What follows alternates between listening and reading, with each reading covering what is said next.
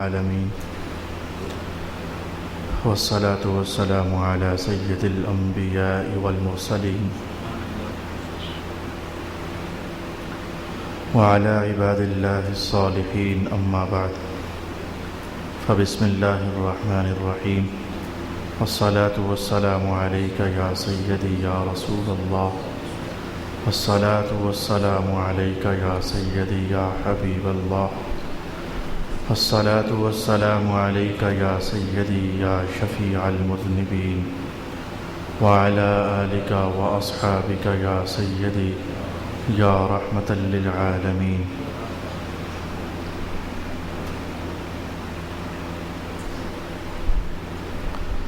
رسول پاک صلی اللہ علیہ وآلہ وسلم کی ذات اقدس کی روشنیاں بیان کرنے کے لیے محدثین نے مختلف طریقے استعمال فرمائے ہیں. ایک ایک چیز پر تفصیل سے گفتگو کرنا محدثین کی یہ بھی عادت مبارکہ ہے، جیسے کہ آج تک ایسا ہی ہو رہا تھا اور آئندہ بھی بہت مرتبہ ایسا ہوگا. رسول اللہ کے چہرہ اقدس کی بات کی، بہت ساری حدیثیں اور تفصیلیں بیان ہوئیں. سرکار دو عالم کی نگاہوں کی تاثیر کا بیان ہوا، بہت ساری حدیثیں بیان ہوئیں. ایک ایک عنوان کو لے کر اس پر کئی حدیثیں بیان کرنا ایسا بھی ہوتا ہے. رات کو مطالعہ کرتے ہوئے حضرت علامہ قاضی ایاز رحمۃ اللہ تعالی علیہ نے ایک فصل قائم کی. طبیعت میں ایک دم سے بڑی رغبت ہوئی کہ کل میں اس فصل کو آپ کے لیے ضرور بیان کروں. وہ فصل یہ ہے کہ یعنی ایک ہی نشست میں رسول پاک علیہ الصلوۃ والسلام کی بہت ساری ادائیں سیکھنا. اس کو انہوں نے ٹائٹل یہ دیا کہ رسول اللہ علیہ الصلوۃ والسلام کی مختلف موقعوں کی مختلف عادتیں، مختلف معاملات میں مختلف عادتیں، یہ آپ نے ٹائٹل دیا. اس میں ہمیں ایک ہی نشست میں بہت کچھ سیکھنے اور سمجھنے کا موقع ملے گا. تو آج میں آپ کے لیے یہ عنوان لے کر آیا ہوں. توجہ کے ساتھ دیکھیے گا، ایک ایک چیز تسلی کے ساتھ ہم دیکھیں گے اور اپنے آپ میں پھر ڈھونڈنے کی کوشش کریں گے کہ اللہ نے یہ سعادت کا نور ہمیں دیا ہوا ہے یا ابھی ہمیں اسے طلب کرنا ہے. تو مختلف امور میں مختلف عادتیں رسول پاک علیہ الصلوۃ والسلام کی. مثلا میں یہاں سے بات شروع کرنے لگا ہوں جہاں سے قاضی ایاز نے بات فرمائی ہے. رسول پاک علیہ الصلوۃ والسلام جب چلتے تھے تو چلنے میں آپ بڑے اطمینان کے ساتھ قدم اٹھاتے ہوتے تھے. آپ نے کئی بار دیکھا ہوگا ہم چلتے ہیں بڑی تیز، بہت تیز چلنے کی کوشش کرتے ہیں تو صرف قدم ہی نہیں ہل جاتے، ہم پورے کے پورے ہلے ہوئے ہوتے ہیں. اس قدر زیادہ تیزی ہوتی ہے، شخصیت برہم ہو جاتی ہے. شخصیت کے اندر جو ایک پرسنالٹی کی اہمیت ہوتی ہے وہ برہم ہو جاتی ہے. تو رسول اللہ علیہ الصلوۃ والسلام چلنے میں اتنی تیز چلتے کہ وہ دیکھنے والا کہتا کہ یہ کیا وجود اقدس بے حال ہو رہا ہے. ایسا نہیں ہوتا تھا. آپ بڑے اطمینان کے ساتھ قدم اٹھایا کرتے تھے. ایک چیز. اور جب چلتے تو آپ کے چلنے میں ایک وقار ہوتا اور قدر جھکنا سا ہوتا. سینہ تان، آپ نے کئی لوگوں کو دیکھا ہوگا چلتے ہیں تو سینہ تان کر چلتے ہیں. رسول اللہ کی مبارک چال میں یہ چیز نہیں تھی. سینہ تان کر چلنا یا بازو کھول کر چلنا. میں نے بازو کھولنے والے بھی دیکھے ہوئے ہیں، سینہ تاننے والے بھی دیکھے ہوئے ہیں اور بازو کھولنے والے بھی دیکھے ہوئے ہیں. تو رسول اللہ علیہ الصلوۃ والسلام جب چلتے تھے نہ تو یہ تھا کہ بازو کھلے ہوتے تھے، نہ یہ تھا کہ سینہ تنا ہوتا تھا، سر اقدس جھکا ہوا ہوتا تھا اور بڑے وقار کے ساتھ چل رہے ہوتے تھے. یہ دوسری چیز ہو گئی. میں نے کہا نا کہ ایک ہی نشست میں آج ہم زیادہ چیزیں دیکھنے کی کوشش کریں گے. تیسری چیز، رسول پاک علیہ الصلوۃ والسلام جب قدم اٹھاتے تو آپ کے قدم اٹھانے ذرا لمبے ہوتے، یعنی چھوٹے چھوٹے قدم اٹھا کر چلنا اور ذرا لمبے قدم اٹھا کر چلنا. تو حضور کی عادت مبارکہ کیا تھی؟ ذرا لمبے قدم اٹھا کر چلتے. لیکن لمبے بھی وہ نہیں، میں ایک پنجابی کا لفظ بول دیتا ہوں، ویسے میری مدد کرنا. آپ لوگ اس چیز کو کیا کہتے ہو تاکہ میں پٹوہاری میں چونکہ کبھی بولنا پڑے تو میں سمجھ سکوں. آپ لوگ کیا کہتے ہو؟ ہم کہتے ہیں لانگ پھٹنا، یعنی وہ یہاں بندہ کھڑا ہے تو ذرا بہت ہی لمبا قدم دور رکھنا. اسے آپ لوگ کیا کہتے ہو؟ پٹوہاری ہیں بیٹھے ہوئے یہاں کے کدھر ہے؟ کوئی ایک بندہ بولے. چھلانگ اور شہ ہے. چھلانگ تو اس لانگ سے بھی لمبی ہوتی ہے. چھلانگ کے لیے پیچھے سے دوڑ کر آنا ضروری. دوڑانگے، ہاں دوڑانگے نہیں ہوتے تھے. وہ بازار یہ کرنا چاہتا ہے. ایک ہوتا ہے چھوٹے چھوٹے قدم، یہ انتہائی کم ہے. ایک ہوتے دڑانگے، میں نے آپ سے پوچھ لیا دڑانگے، ہم انہیں لانگے کہتے ہیں، آپ انہیں دڑانگے کہتے ہو. تو سرکار دو عالم علیہ السلام کا چلنا یہ مبارک جو ہے وہ دڑانگے بھی نہیں ہوتا تھا، چھوٹے قدموں سے ذرا زیادہ اور دڑانگوں سے ذرا کم، یعنی جس میں شخصیت کا وقار نہیں ٹوٹتا تھا، آپ ذرا اتنے لمبے لمبے قدم اٹھایا کرتے تھے. اور یہ نارمل رفتار میں ہم ایسا دیکھتے ہیں، جس کو آپ یوں کہہ لو کہ ہمیں جب ہم ایسا تب کرتے ہیں جب ہمیں کوئی کام ہوتا ہے نا جلدی، ہم تب ایسا کرتے ہیں جب ہمیں کوئی کام ہوتا ہے، جلدی پہنچنا چاہتے ہوتے ہیں، ہم تب ذرا لمبے لمبے ڈگ بھرتے ہیں، بغیر نارمل حالات میں ہم لمبے لمبے ڈگ نہیں بھرتے. لیکن سرکار دو عالم علیہ السلام کا چلنا نارمل حالت میں بھی ہوتا وقار کے ساتھ، لیکن قدم ذرا قدرے لمبا آپ اٹھایا کرتے تھے. آپ صلی اللہ علیہ وسلم کے چلنے کی کیفیت میں یہ حدیث ہر جگہ پڑھنے کو میسر ہوگی. چلنے کی وہ جھکنے کی بات میں نے کی کہ آپ جھک کر چلتے تھے، وہ جھکنے کی کیفیت یہ ہوتی کہ جیسے آپ کسی بلندی سے نچائی کی طرف تشریف لا رہے ہیں. آج آپ بطور تجربہ ایسا کر کے دیکھنا کہ وہ بھلا کس طرح کا ہوتا ہے، وہ خود بخود ہی بن جائے گا. ہم جب چڑھائیوں کی طرف چڑھتے ہیں تو جو کیفیت بننی چاہیے وہ فطرتاً خود بخود ہی بن جاتی ہے. جب بلندیوں سے ہم نیچے اتر رہے ہوتے ہیں تو جو کیفیت فطرتاً بننی چاہیے وہ خود بخود ہی بن جاتی ہے. تو آج یہ ہے خطہ پٹوہار، اس میں کسی کا فرش اور دوسرے کی چھت برابر ہوتی ہے. تو آپ قدرے ذرا یہ ٹرائی کر کے دیکھنا کہ اگر بلندی سے بندہ نیچے کی طرف آتا ہے تو کس قسم کا جھکاؤ فطرتاً خود بخود بغیر بناوٹ کے پیدا ہو جاتا ہے. تو وہ جو ہے اتنا حضور رحمت عالم عام حالات میں بھی چلا کرتے تھے. حالانکہ آپ بلندیوں سے نیچے نہیں اتر رہے ہوتے تھے، لیکن عام حالات میں بھی آپ کا چلنا یہ پوزیشن رکھتا تھا کہ جیسے آپ بلندی ہی سے نیچے کی طرف اتر رہے تھے. میرے مسلمان بھائیو، ہمارے حالات ٹھیک نہیں ہیں، دکھ کے ساتھ کہنا پڑتا ہے ہمارے حالات ٹھیک نہیں ہیں.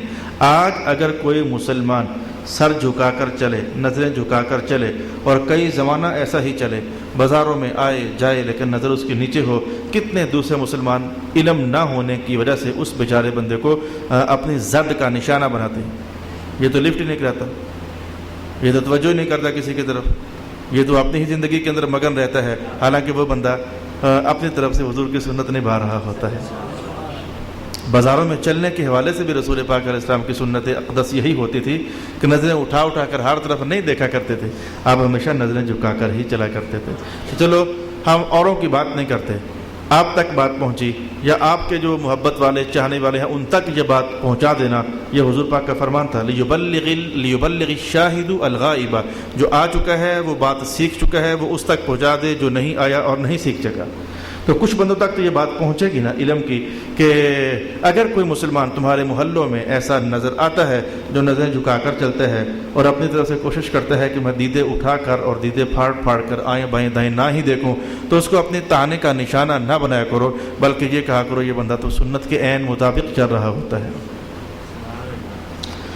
رسول پاک علیہ السلام جب کسی بندے سے بات کرتے تو اس کی طرف متوجہ ہوتے تو میں کہتا ہوں کہ آپ کی ادا یہ ہوتی تھی. میں آپ کو اپنے بنا کر کیفیت بتاتا ہوں.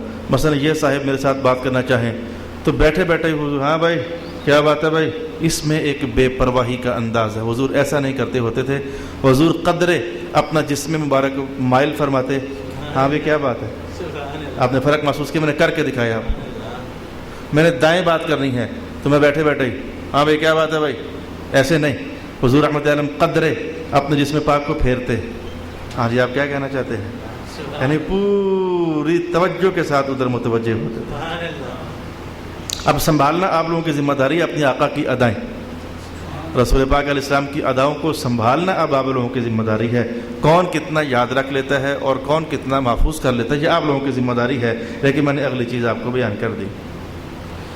اگلی چیز میں اس سے قبل کے جملوں میں کہہ چکا ہوں، ہوتا یہی تھا کہ آپ نگاہیں نیچے ہی رکھا کرتے تھے.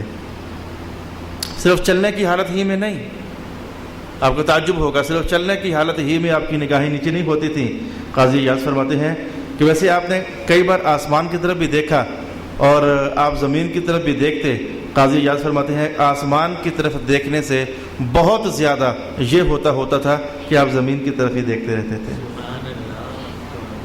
اسی میں عجز تھا، اسی میں اظہار انکساری تھا، یعنی وہ ایسے بہت کم رسول پاک علیہ السلام دیکھا کرتے. جب کبھی قسم آپ نے فرمانی ہوتی اس آسمان والے رب کی قسم، پھر نگاہیں اٹھتی تھیں. جب دعا فرمانی ہوتی تھی دعا فرمانے کے وقت بھی نگاہیں اٹھتی تھیں، لیکن نارمل حالات میں حضور رحمت عالم کا نیچے یعنی زمین کی طرف دیکھنا یہ زیادہ ہوتا تھا آسمان کی طرف دیکھنے سے۔ ایک اور جملہ، آپ کے جھکنے کی کیفیت کا اندازہ یہاں سے لگا لیں کہ محدثین فرماتے ہیں کہ جب کسی سے ہم کلام ہوتے سرکار دو عالم علیہ السلام باتیں ہو رہی ہوتی تو ایک تو میں نے یہ بتا دیا کہ پوری طرح ادھر متوجہ ہوتے، اور دوسرا پھر یہ ہوتا کہ آپ جب اس کو دیکھ رہے ہوتے تو تقریباً ایسا ہوتا کہ بالکل ایسے فیس ٹو فیس آنکھیں فل کھول کر کے تو دیکھنا، ایسے نہیں، سر اقدس پھر بھی قدر جھکا ہی ہوتا۔ تو جھکا ہونے کی حالت میں آپ کو پتہ ہے کہ سر جھک جائے تو پھر آنکھوں کو ذرا ایسے کر کے دیکھنا پڑتا ہے، میں نے آپ کو کر کے بتایا، آنکھوں کو ذرا ایسے کر کے دیکھنا پڑتا ہے۔ تو حضور اکثر اپنی مبارک آنکھوں کے گوشوں ہی سے دیکھا کرتے تھے۔ نارمل حالات میں بیٹھے ہوئے ہیں، نارمل حالات میں کھڑے ہوئے ہیں تو ایسے ذرا کم ہی ہوتا ہے۔ وہ سر اقدس اللہ کے سامنے کیا جھکنا حضور کی ادا تھی، اللہ کے سامنے جھکے ہی رہتے تو بس ذرا ایسے پھر دیکھ لیتے، بجائے اس کے کہ ایسے دیکھتے، سر اقدس جھکا ہونے کی حالت ہی میں ذرا ایسے دیکھ لیا کرتے تھے۔ یہ عقلی ادا ہے جو کہ میں نے رسول پاک علیہ الصلوۃ والسلام کے حوالے سے آپ کی خدمت میں بیان کی ہے۔ ملاقات تو ہوتی تھی صحابہ کی حضور سے، حضور کی صحابہ سے، تو آپ کی کوشش یہ ہوتی کہ جو ملاقات کرنے میری طرف آ رہا ہے یا میں جس کی طرف ملاقات کرنے کے لیے جا رہا ہوں اس کے کہنے سے پہلے ہی میں کہہ ڈالوں السلام علیکم ورحمۃ اللہ، اس کے کہنے سے پہلے ہی جو ملاقات کرنے آ رہا ہوتا یا آپ جس کو ملاقات کرنے جا رہے ہوتے تو آپ کوشش کرتے کہ حضرت امام اعظم ابو حنیفہ ارشاد فرماتے ہیں کہ ویسے تو واجب سب سے اعلیٰ ثواب ہوتا ہے فرض ادا کرنے پر، اس سے نیچے آ جاؤ تو واجب ادا کرنے کا ثواب زیادہ، اس سے نیچے آ جاؤ تو سنت شریف کی ادا کرنے کا ثواب زیادہ۔ واجب کا ثواب زیادہ ہوتا ہے سنت سے، کیونکہ جو واجب ہوتا ہے وہ ذرا قوی درجے کی سنت ہوتی ہے، واجب بھی سنت ہی ہوتی ہے لیکن کبھی بھی حضور نے اس کو چھوڑا نہیں ہوتا، اس چھوڑا نہ ہونے کی وجہ سے وہ درجہ وجوب میں چلی جاتی ہے، لازم درجے کی سنت، تو واجب کا ثواب زیادہ ہوتا ہے اور سنت کا ثواب کم ہوتا ہے۔ قانون یہ ہے، لیکن امام اعظم ابو حنیفہ ارشاد فرماتے ہیں یہ ایک واحد مسئلہ ہے، یہ ایک واحد مسئلہ ہے جہاں سنت کا ثواب واجب سے زیادہ ہے۔ کون سا مسئلہ؟ سن لیں، میں کسی صاحب سے ملاقات کرنے لگا ہوں تو جس نے سلام میں پہل کی یہ سنت ہے، السلام علیکم ورحمۃ اللہ، یہ سنت ہے۔ جس کو سلام کیا جواب دینا اس کے لیے سنت نہیں، واجب ہے۔ آپ مجھے سلام کرے گے تو آپ نے سنت پر عمل کیا، میں جواب دوں گا تو میں نے واجب پر عمل کیا۔ میں آپ کو سلام کروں گا تو میں نے سنت پر عمل کیا، آپ نے مجھے جواب دیا تو آپ نے واجب پر عمل کیا۔ تو امام اعظم فرماتے ہیں ویسے تو دستور یہ ہوتا ہے کہ واجب کا ثواب سنت سے زیادہ ہوتا ہے، لیکن یہ ایک ایسا واحد عمل ہے جہاں اللہ تعالیٰ نے سنت کا ثواب واجب سے زیادہ رکھا ہوا ہے۔ مانا کیا ہوا؟ جس نے سلام کیا اس کو ثواب زیادہ، اور جس نے جواب دیا اس کو بنسبت اس کے کچھ کم۔ اور اس کے پیچھے رسول پاک علیہ الصلوۃ والسلام وجہ یہ بیان ارشاد کیا کرتے تھے کہ من بدأ بالسلام فقد برئ من الکبر، جو بندہ سلام کرنے میں پہل کر دیتا ہے نا، سمجھو اللہ نے اسے تکبر سے صاف ستھرا فرما دیا ہوا ہے۔ اس بندے کے وجود میں تکبر نہیں ہے، تکبر نہیں آتا اس وجود میں جو سلام کرنے میں پہل کر لیتا ہے۔ او کما قال رسول اللہ صلی اللہ علیہ وآلہ وسلم۔ ہاں، اس سنت کو کون نبھائے اور اس ادا کو کون نبھائے؟ ہم نے تو گنی چنی مخصوص سنتیں جانتے ہیں، مسواک کرنا سنت ہے، کھانا کھانے کے بعد میٹھا کھانا سنت ہے، دوپہر کو آرام کرنا سنت ہے، زور کی 4 سنتے ہیں، مغرب کے بعد 2 سنتے ہیں۔ ہم اگر چیک کریں نا، امامہ باندھنا سنت ہے، سر کے اوپر ٹوپی رکھنا سنت ہے، تو ہم بڑی مخصوص سی اور چند ایک سنتوں تک رسائی رکھتے ہیں، لیکن یہ سنتیں دیکھیں، یہ حضور کی ادائیں دیکھیں جو ہمہ دم رسول پاک علیہ السلام نبھاتے رہتے تھے۔ تو میں نے یہ اس لیے 3-4 جملے بولے ہیں کہ بات ایسی ہے کہ جو سننے میں کم آتی ہے۔ مثلا رسول پاک علیہ الصلوۃ والسلام ہمیشہ غمگین اور متفکر رہا کرتے تھے، چہرہ اقدس پر غم کے آثار نظر آتے رہتے تھے، اور وہ غم کے آثار وہ ہوتا فکر آخرت کے حوالے سے تھا۔ اے اللہ تعالیٰ ادھر کے حالات میری امت کے ٹھیک فرما، ادھر یہ کہیں ذلیل و رسوا نہ ہو جائے۔ آخرت کی فکر جو ہے وہ آپ کو ہر وقت اس قدر اندر سے راغب رکھا کرتی تھی کہ اس کے اثرات آپ کے مبارک چہرے پر نظر آتے ہوتے تھے۔ تو اکثر آپ غمگین اور متفکر رہا کرتے تھے. اور مسلمانوں ہمیں بھی اللہ تعالیٰ نے کچھ اسی سے ملتا جلتا حکم ارشاد فرمایا ہے. میں قرآن پاک پڑھنے لگا ہوں. فَلْيَضْحَكُوا قَلِيلًا وَلْيَبْكُوا كَثِيرًا. رب کائنات نے کہا ہنسا کم کرو اور رویا زیادہ کرو. اور اس بات کو ایک دن رسول اللہ علیہ السلام نے ان کلمات کے اندر بھی ارشاد فرمایا تھا. جو کچھ میں دیکھ رہا ہوں نا وہ آنکھ بند ہونے کے بعد جو ہونے والا ہے, جو کچھ میں دیکھ رہا ہوں اگر کہیں تم دیکھ لیتے تو تم اپنے گھر بار چھوڑ کر جنگلات میں بھاگ جاتے, فکریں پڑ جاتی تمہیں ہنسنے بھول جاتے, روتے ہی رہتے. اور تیسرا جملہ آپ نے فرمایا اپنے ازواج سے لذت مند ہونا ترک کر دیتے. اگلی منازل قبر کی, برزخ کی, قیامت کی جو سخت ترین منازل ہیں. میں کہتا ہوں ذرا کیا گرمی ہے آج, 32 ہوگی 33 ہوگی ابھی, لیکن آپ دیکھ رہی ہو کہ کیسی گھٹن سی محسوس ہو رہی ہے ماحول میں. پسینے چڑھے ہوئے ہیں, ماتھے بھیگے ہوئے ہیں, کپڑے پسینے میں الجھ رہے ہیں. ابھی یہ گرمی ہے ہی کیا, لیکن رب کائنات نے کہا قُلْ نَارُ جَهَنَّمَ أَشَدُّ حَرًّا. دوزخ کی گرمی تو اس سے بہت زیادہ ہے, قیامت کے دن کی گرمی تو اس سے بہت زیادہ ہے. حالانکہ بشارتیں آپ کے لیے, اللہ کے وعدے آپ کے لیے, آسمانوں سے فرشتے خوشخبریاں لے کر اتریں آپ کے لیے, لیکن پھر بھی مجموعی طور پر آپ غمگین اور متفکر رہا کرتے تھے. اسی لیے جو بندہ جتنا زیادہ علم والا ہوگا آپ محسوس کرو گے کہ اس کے چہرے پر ہنسی اتنی ہی کم ہو جائے گی, اس کو ڈر اتنا ہی زیادہ لگے گا. اور یہ رب کائنات نے خود فرمایا کہ ہم نے ایسا نظام رکھا ہوا ہے, انما یخشی اللہ من عباده العلماء. بندوں کی دنیا میں سے علم والے ہی تو ہیں جنہیں اللہ سے ڈرنا نصیب ہوتا ہے. اور ہم جیسے چھوٹے لوگ جو ہے نا, میں ہو گئے اور آپ ہو گئے, جو ہم جیسے چھوٹے لوگ ہیں, ہم نکی نکی نیکی کر کے تو بڑے خوش ہو جاتے ہیں, ہوئی جنت ہماری کی, اور کیا ہے بھائی. ہم نکی نکی نیکی کر کے ہم بڑے خوش ہوتے رہتے ہیں, ہم نے بہت بڑا کام کر لیا ہے. لیکن جو اہل اللہ ہوتے ہیں, جو اہل علم ہوتے ہیں, وہ بڑی بڑی نیکیاں کر کے بھی ڈر رہے ہوتے ہیں. پتہ نہیں یار اللہ تعالیٰ خوش ہوا بھی ہے یا نہیں, اس کی شان کے لائق واقعہ ہوئی بھی ہے یا نہیں. تو رسول پاک علیہ الصلوۃ والسلام ہمیشہ غمگین اور متفکر رہا کرتے تھے, اور آپ کے لیے کوئی لمحہ بھی چین اور راحت کا نہیں ہوتا تھا. تو یہ سارا غم, یہ سارا فکر, یہ سارا راحت کا نہ ہونا امت کی خاطر تھا. سرکار علیہ الصلوۃ والسلام کو اپنے شہزادوں کا پتہ تھا, یہ جنت کے بادشاہ ہیں, اللہ پاک نے بنا دیا ہوا ہے. خود اپنا فکر اور غم نہ ہوتا, لیکن مجموعی طور پر میں نے کہا غم اور متفکر رہتے تھے. اگلی چیز رسول پاک علیہ الصلوۃ والسلام بغیر ضرورت کے بات نہیں کرتے ہوتے تھے. چیک کرنا چاہیے ہمیں اپنی باتوں کو, ضرورت پڑتی ہے تو کرتے ہیں یا لگے ہی رہتے ہیں. سرکار دو عالم علیہ السلام بغیر ضرورت کے بات نہیں کرتے تھے. تجربے سے بات آپ کو بتا رہا ہوں, یہ صرف میرا نہیں ہزاروں آپ کا بھی تجربہ ہو سکتا ہے.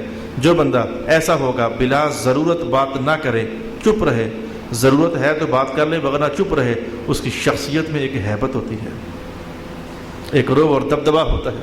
اور جو باتیں کرے تو کرتا ہی جائے. لوگ اس کی الٹا چھیڑ بنا لیتے ہیں. یعنی میں وہ چھیڑ کا جملہ سناؤں آپ کو, یار تو ہمارے پنجابی میں کہتے ہیں کہاں تو نہیں کھا کے آیا تم, یہ کہاں کوا, وہ کہیں وہ تقریباً بولتا ہی رہتا ہے. الٹا اس کی چھیڑ بن جائے تو کہاں تو نہیں کھاتے کتے.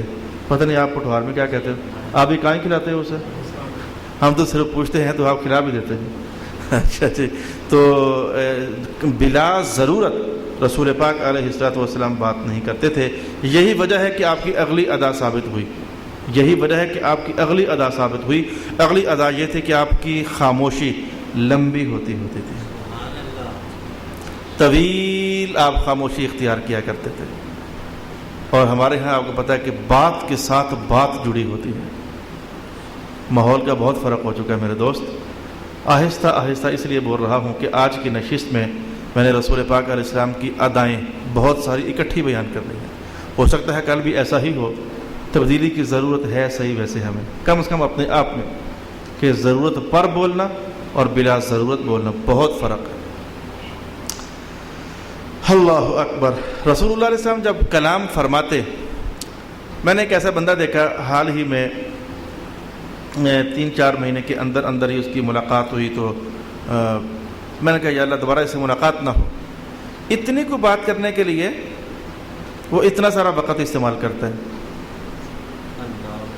میں اس کو آپ کو بڑے گھٹیا سی انداز میں ایک بار سناتا ہوں. بتانا میں نے آپ کو یہ ہے کہ میں کل بازار گیا تھا, اتنی سی بات ہے, بات ختم ہو گئی. میں اس کو یوں بتا رہا ہوں. کل میں گھر سے نکلا, جب گھر سے نکلا تو دروازے سے باہر آ گیا. جب دروازے سے باہر آیا نا تو میں موٹر سائیکل پر بیٹھا. جب موٹر سائیکل پر بیٹھا میں نے ناری اسٹارٹ کر دی. میں نے اس کو گیئر لگایا. گیئر لگاتے میں نے ذرا پہلے تو سلو, پھر ایک دم وہ تیز چلائی. پھاٹک کراس کیا میں نے. او بھائی تو کیا نا سیدھا بازار گیا, بات ختم ہو گئی. سرکار دو عالم علیہ السلام ایسا کیا کرتے تھے, ٹو دی پوائنٹ, مختصر بات کرتے تھے. اور وہ بندہ بات اس نے اتنی کرنی ہوتی تھی تو بہت میں ڈرا. اس کے میں نے تلخ جملے بھی بولے, اب میں یہاں تو نہیں بول سکتا, لیکن اب میں اجتناب کرتا ہوں کہ میرے سامنے نہ کہیں آ جائے خواہ مخواہ یہ میرا ٹائم ضائع کرے گا. اور اللہ بھلا کرے, کئی خطیب بھی ایسے ہی ہوتے ہیں, کئی وائز بھی ایسے ہی ہوتے ہیں. ایک حدیث 3 منٹ میں کہی جا سکتی ہے, لیکن جان بوجھ کر وہ لمبا لمبا لمبا, ان کو مزہ نہیں آتا. ذرا آگے سے بولو, دہراؤ, اور پھر اس درمیان میں کہیں پتہ نہیں کیا کیا کرتے ہیں. میں کچھ بھی نہیں کہتا, کہیں ایسے خطیب ناراض ہی نہ ہو جائے. 1 منٹ کے اندر بات کہی جا سکتی ہوتی ہے. ایک بار ایک صاحب نے مجھ پر اعتراض کیا, تو وہ صحیح کہتے ہوں گے, کہنے لگے جی آپ آدھا گھنٹہ تقریر کرتے ہیں تو پھر آ کے بولتے ہی نہیں. وہ کل حضرت صاحب فلانے آئے تھے, 2.5 گھنٹے تقریر کی ہے. میں نے کہا تیرے رب کی قسم, 2.5 گھنٹوں میں اس نے حدیثیں زیادہ سنائی تھی یا میں نے آدھے گھنٹے میں زیادہ سنائی ہیں؟ کہنے لگے آپ نے آدھے گھنٹے میں زیادہ سنائی ہے. کیا فائدہ, مطلب کہ ٹو دی پوائنٹ لوگوں کو بات بتاؤ, بات ختم ہو گئی.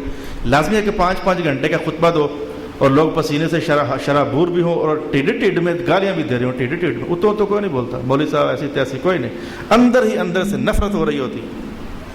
تو بھائی میں واپس آؤں, رسول اللہ علیہ وسلم کی یہ چیزیں, یعنی ہم علماء لوگوں کو بھی, ہم محراب نشینوں کو بھی ڈر لگنا چاہیے کہ صرف بتانے کی حد تک تو دین نہیں ہے, اس کی امپلیمنٹیشن اپنے اوپر بھی کرنی ہوتی ہے نا. یہ کیا بات ہوئی کہ اوروں کو کہو کہ ایسا کرو ایسا کرو ایسا کرو, جیسے کہ یہ چیز دنیا جہان کا ہر خطیب آپ کو سناتا ہے کہ حضور معاف کر دیتے ہوتے تھے, تو خود معاف شاف کو نہیں کرتے.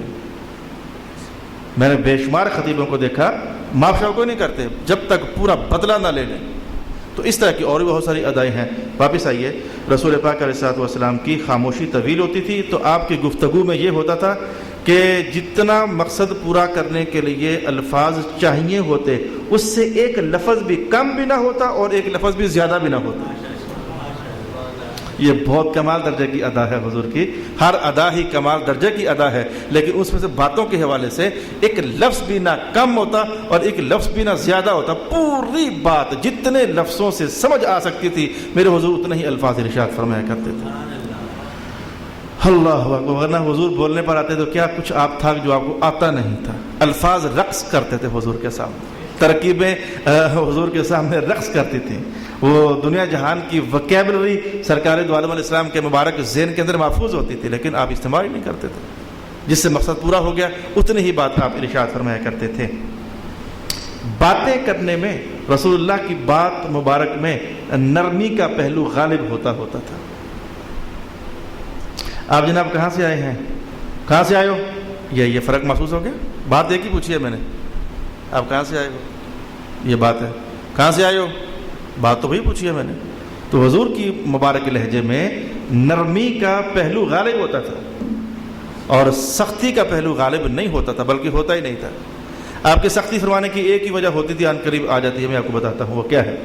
تو نرمی کا پہلو رسول اللہ علیہ السلام کی بات میں غالب رہا کرتا تھا. چیک کرنے کی ضرورت ہے نا, ہم میں سے کون ایسا ہے بیچارہ جس کے لہجے میں سوائے ترشی کے کچھ نظر ہی نہیں آتا, اس کی بات میں سوائے تانے کے کچھ نظر ہی نہیں آتا. سٹ مارتے رہنا, تھوڑی چھوٹی سٹ مارتے رہنا, یہ سرکار دو عالم علیہ السلام کی ادا نہیں ہے.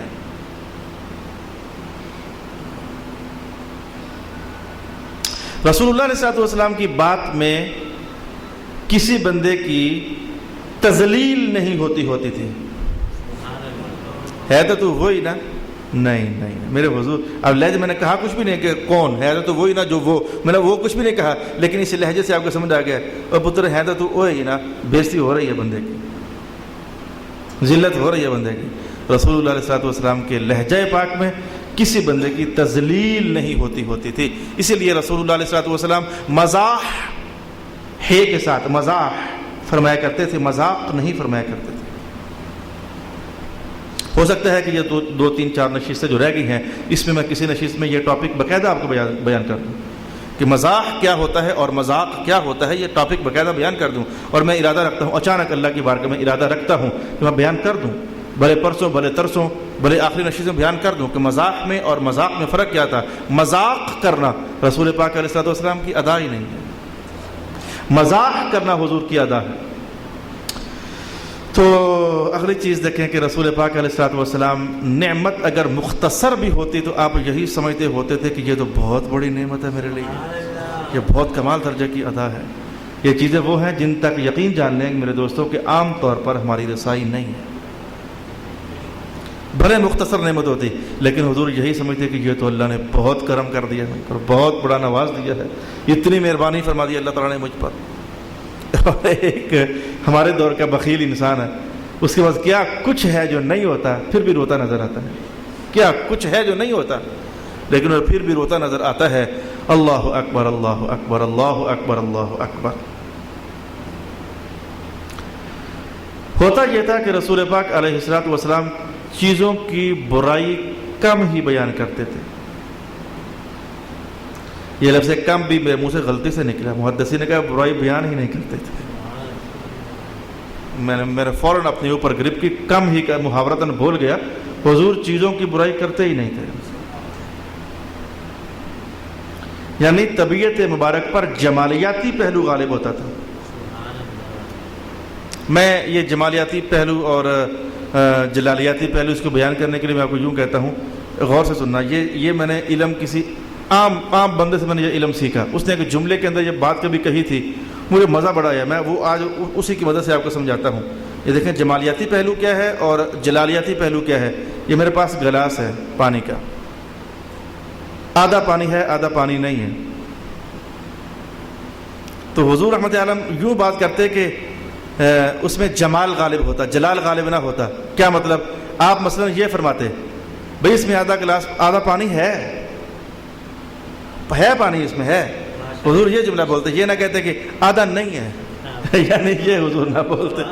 ہمارا سمجھ آ گیا ہے، آدھا نہیں ہے یہ تو پھر سمجھو کچھ بھی نہ ڈرا دیا تو وہ ذہن میں پانی نہیں ہے یار، آدھا نہیں ہے یہ نہ بولتے حضور. حضور یہ فرماتے ہیں کہ آدھا ہے، پانی ہے اس کے اندر.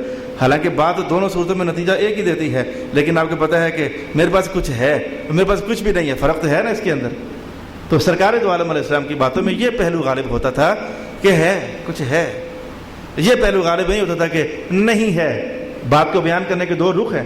جو اچھا رخ ہے وہ سرکار اختیار فرما لیتے اور وہ میں آپ کو بیان کر رہا ہوں. لہذا اس کو انسانوں کی دنیا میں آ جاؤ. کسی کی برائی نہیں کرتے تھے، خوبی بیان کرتے تھے. دیکھو کوئی انسان بھی ایسا نہیں ہے جو صرف برائیوں کا مجموعہ ہے، اور کوئی انسان بھی ایسا نہیں ہے جو صرف اچھائیوں کا مجموعہ ہے. اگر کوئی ہے تو وہ صرف سرکار ہے.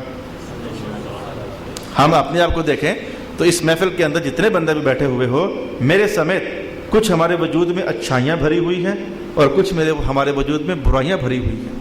میں نے اپنے استاد گرامی کو بھی دیکھا، اگرچہ میں خود نالائق ہوں اس سلسلے میں. اپنے استاد گرامی کو دیکھا، طلباء کے والدین ملنے کے لیے آتے ہیں تو ظاہر ہے کہ کوئی طالب علم بھی کتنا بھی نالائق ہو کچھ نہ کچھ تو اسے آتا ہی ہوتا ہے نا، کچھ سبق تو یاد کرتا ہی ہے نا، کچھ تو وہ لیسن سنائی دیتا ہے نا. تو نالائق ہوتے ہیں، ہوم ورک نہیں کرتے، زیادہ یاد نہیں کرتے، پورا یاد نہیں کرتے. تو میں نے استاد صاحب کو دیکھا، قبلہ شاہ صاحب کو، فرماتے ہیں ماشاءاللہ بچہ محنت کرتا ہے. باپ اس کا خوش ہو گیا، ماشاءاللہ بچہ محنت کرتا ہے، یاد کرتا ہے، لگا رہتا ہے ماشاءاللہ. اب یہ ایک پہلو ہے بیان کرنے کا، اور ایک یہ پہلو ہے آندھا جاندھا ہے کچھ نہیں، اس کو نالائق ہی ہے، رج کے بیوقوف ہے. اب بھائی باتیں حالانکہ وہ بھی اس میں ہے اور یہ بھی اس میں ہے. بھائی میں سمجھانے کے لیے یہ مثال لا رہا ہوں. یہ پہلو بھی ہے اس میں، نالائق ہے. یہ پہلو بھی ہے اس میں، سبق یاد نہیں کرتا. اور یہ پہلو بھی تو ہے نا، کچھ یاد کرتا ہے. اور یہ پہلو بھی تو ہے نا، کچھ محنت کرتا ہے، لگا رہتا ہے. تو حضور کی ادا یہ نہ ہوتی کہ مثلاً فرماتے کہ نالائق ہے، بیوقوف ہے، کچھ بھی نہیں کرتا ہے، بلکہ حضور کی ادا یہ ہوتی ماشاءاللہ لگا رہتا ہے، محنت کرتا ہے، اچھائی یہ سبق یاد کرتا ہے، تو کچھ تو یاد کرتا ہی ہوتا ہے. میں کہتا ہوں کہ یہ حضور پاک علیہ الصلوۃ والسلام کی ادا ہوتی. ویسے میں دونوں بیان کرتا ہوں. بچے والدین میرے پاس آتے ہیں تو میں ان سے کہتا ہوں یہ کتنا کوئی لائق ہے اور کتنا کوئی محنت نہیں کرتا. بھائی یہ دونوں باتیں آپ کے سامنے ہیں تو دیکھ لو بھائی، آپ اس کو اور محنت کی تلقین کرنی چاہیے. میں دونوں باتیں کہہ دیتا ہوتا ہوں، لیکن وہ تو سرکار تھے، وہ تو رسول اللہ علیہ الصلوۃ والسلام تھے. اللہ اکبر. ہمارے دور میں بہت سارے معاملات میں اب مجبوراً ہمیں حالات و واقعات پر بڑی کڑی نظر رکھنی پڑتی ہے. حالات و واقعات پر مجموعی طور پر ہمیں، ورنہ حضور پاک علیہ السلام کی شان یہ ہوتی تھی کہ آپ انویسٹیگیشن نہیں کرتے تھے. یہ آج کے سبق میں بات نہیں آئے گی، انویسٹیگیشن نہیں کرتے تھے، کسی کو خفیہ خانے میں جھانک کر نہیں دیتے تھے کون کیا کر رہا ہے. لیکن میری جان دور حاضر کے ایسے حالات بن گئے کہ ہمیں بچوں کو ہاسٹلس کے اندر بھی دیکھنا پڑتا ہے کیا ہو رہا ہے اندر. مجبوریاں بن گئی. ورنہ حضور پاک علیہ الصلوۃ والسلام انویسٹیگیٹ نہیں کرتے تھے کہ خفیہ باتیں سامنے لائیں.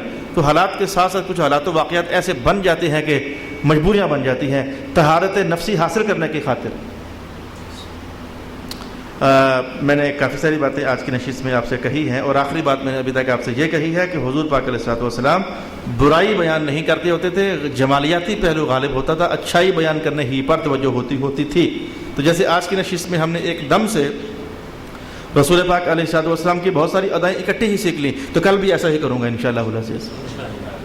حضور کی سیرت اقدس کے پہلوؤں کو ایک ایک جملے میں کل کی نشست میں بھی ایسا ہی کرتے ہوئے کچھ زیادہ ہی سیکھنے کی کوشش کریں گے. وآخر دعوانا ان الحمد للہ رب العالمین.